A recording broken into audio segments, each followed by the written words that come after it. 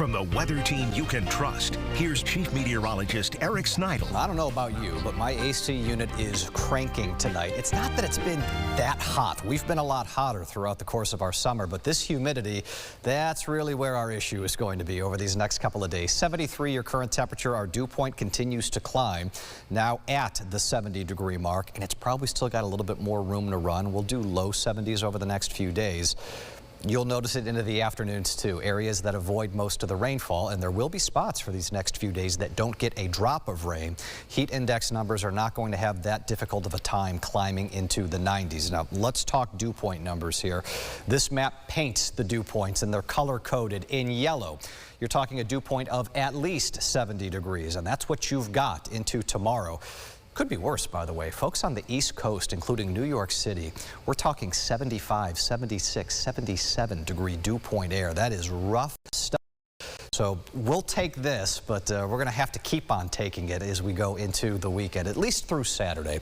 Dew point numbers should be at least around that 70-degree mark. Satellite and radar.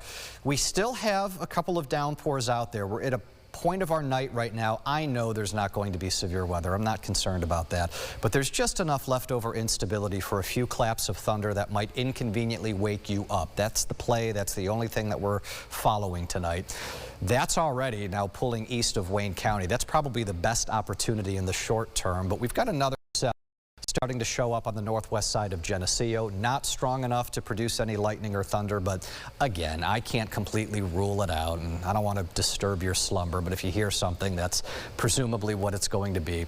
Healthier rain shower coverage closer toward the state line. The actual thunderstorms are way down south here, south of 80, getting into Pennsylvania. But we got issues here with wet weather. We've got a frontal boundary there with wet weather. And in between those two variables, we are getting squeezed with more moisture.